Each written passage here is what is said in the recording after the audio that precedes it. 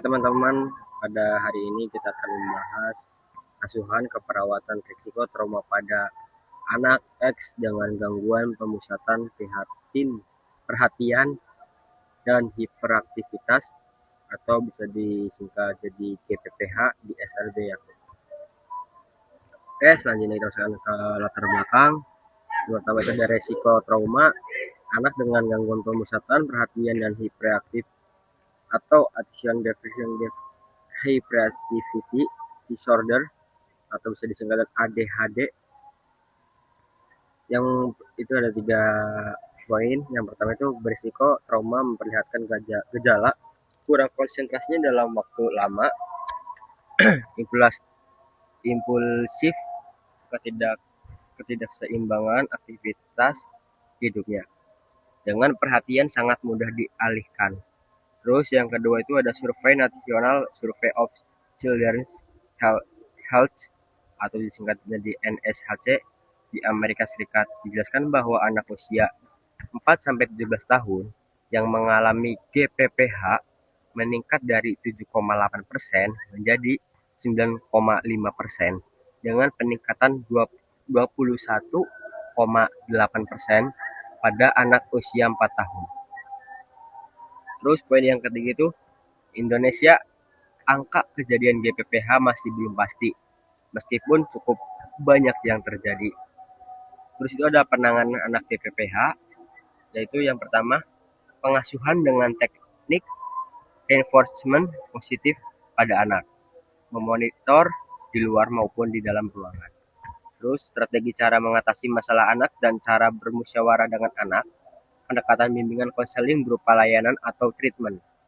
Terus ada hasil pendahuluan, itu ada 3 poin. Yang pertama, di SLB Yakult Wilayah X dalam kurun waktu Juli sampai Desember 2016 terdapat 5 kasus anak yang mengalami hiperaktif, 4 siswa SD dan 1 siswa SMP yang seluruhnya siswa laki-laki.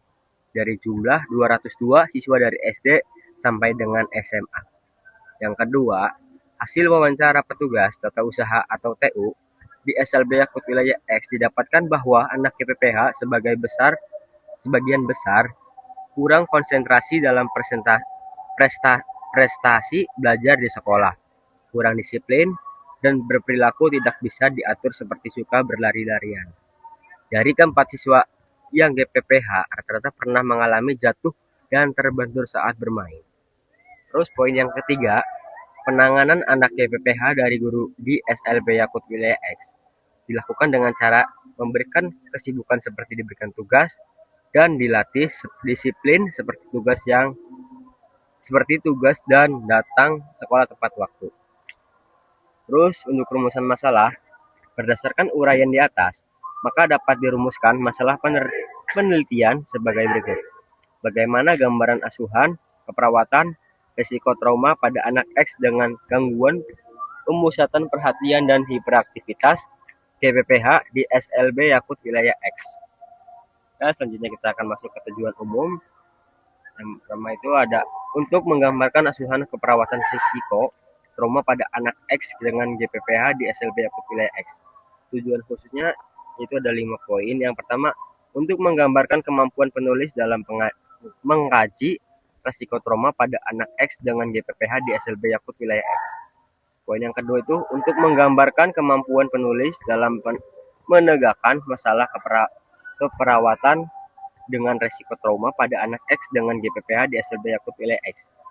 Yang poin ketiga itu untuk menggambarkan kemampuan penulis dalam merumuskan tujuan dan rencana tindakan risiko trauma pada anak X dengan GPPH di SLB Yakult Wilayah X. Poin yang keempat, untuk menggambarkan kemampuan penulis dalam mengambil keputusan untuk melakukan tindakan dengan risiko trauma pada anak X dengan GPPH SLB Yakult Wilayah X. Poin yang kelima, untuk menggambarkan kemampuan penulis dalam melakukan evaluasi asuhan keperawatan dan risiko trauma pada anak X dengan GPPH di SLB Yakult Wilayah X. Terus selanjutnya kita akan masuk ke manfaat penelitian. Itu ada 2, manfaat teoritis dan manfaat praktis. Terus ada 9 poin. Persiapan gangguan pemusatan perhatian dan hiperaktivitas GPPH. Yang pertama itu pengertian, yang kedua prevalensi, yang ketiga penyebab, yang keempat manifestasi klinis, yang kelima jenis, yang keenam faktor terjadinya, yang ketujuh diagnosa yang muncul anak GPPH, yang kedelapan masalah yang sering dialami anak, pengelolaan anak dengan GPPH pada anak usia prasekolah. B itu konsep risiko trauma, pengertian penyebab. Yang ketiga itu ciri-ciri, yang keempat dampak secara psikis dan psikolog. Yang kelima penata laksanaan risiko trauma. C. Konsep asuhan keperawatan risiko trauma pada anak GPPH. Yang pertama pengkajian. Pengkajian riwayat penyakit, penampilan umum dan perilaku motorik, mood dan efek, proses dan isi pikiran, sensorium dan proses intelektual, penilaian dan daya tilik diri, konsep diri, peran dan hubungan, pertimbangan fisiologis dan perawat diri Nur Salam 2008. Terus kita akan masuk ke bab tinjauan pustaka, yang diagnosa keperawatan risiko trauma cedera yang berhubungan dengan psikologis. Orientasi tidak efektif adalah sebagai berikut. Notes pengendalian risiko, tujuan klien dapat terhindar dari risiko cedera. Kriteria hasil diagnostik yang pertama itu mengubah gaya hidup untuk mengurangi risiko.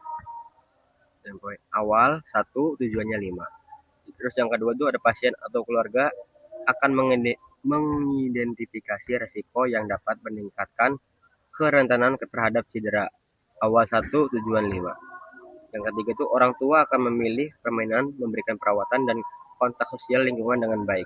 Awal 1, tujuan 5. Keterangan 1, tidak pernah, 2, jarang, 3, kadang-kadang, 4, sering, 5, konsisten. Niche, mencegah jatuh aktivitas keperawatan. 4, rencana keperawatan. 5, evaluasi keperawatan. Terus ada metode penelitian, pengelolaan kasus deskriptif dengan menggunakan pendekatan kualitatif. Terus untuk lokasi dan waktu penelitian, lokasi di SLB Yakut wilayah X, waktu bulan Januari sampai bulan Februari 2017. Subjek penelitian yang pertama itu anak dengan GPPH di SLB Yakut wilayah X. Subjek sekundernya guru dan orang tua. Fokus penelitian, pengkajian, diagnosis, keperawatan, perencanaan, dan tindakan yang dilakukan untuk mengatasi nyeri asuhan keperawatan resiko trauma pada anak X dengan GPPH, serta evaluasi masalah setelah dilakukan tindakan pemecahan masalah.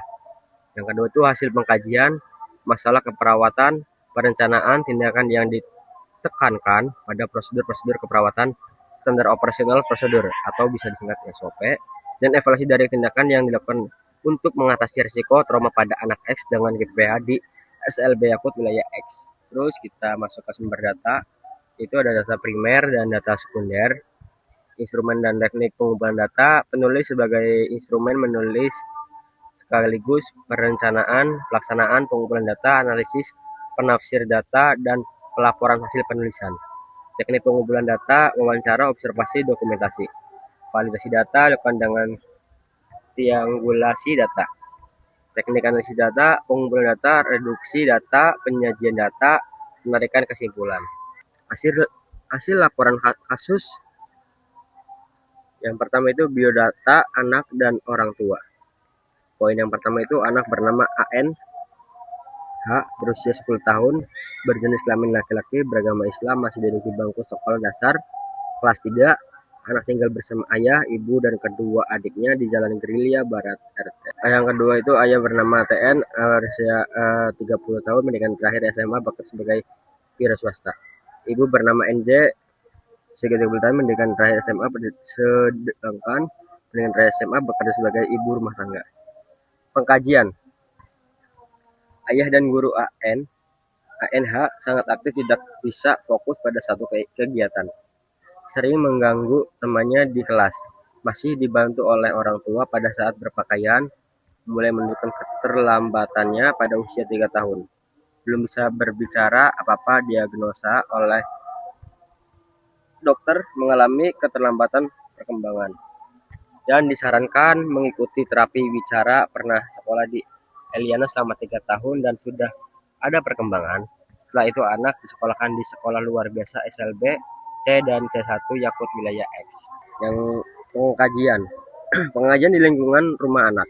Kondisi rumah bersih, sampah dibuang pada tempatnya, ventilasi baik, penerangan cukup, kondisi rumah bersih, penerangan cukup, jendela selalu dibuka supaya udara bergantian, letak barang-barang rapi, namun lingkungan sekitar rumah anak dapat membahayakan keselamatan anak karena jarak dari rumah ke jalan raya cuma 10 meter. Juga rumusan masalah. Yang pertama itu data subjektif, perilaku AN, bisa dikendalikan, tidak dapat duduk dengan tenang, kadang berjalan-jalan di kelas, tidak dapat berkonsentrasi dengan lama. Poin yang kedua, data objektif, AN tampak aktif di sekolah maupun di rumah, terkadang mengganggu temannya saat proses pembelajaran. Poin yang ketiga itu data-data dapat menunjang untuk ditegakkannya diagnosa prioritas keperawatan risiko trauma berhubungan dengan hiperaktivitas. Terus yang kedua ada perencanaan. Yang pertama itu tujuan, setelah dilakukan tindakan keperawatan selama 3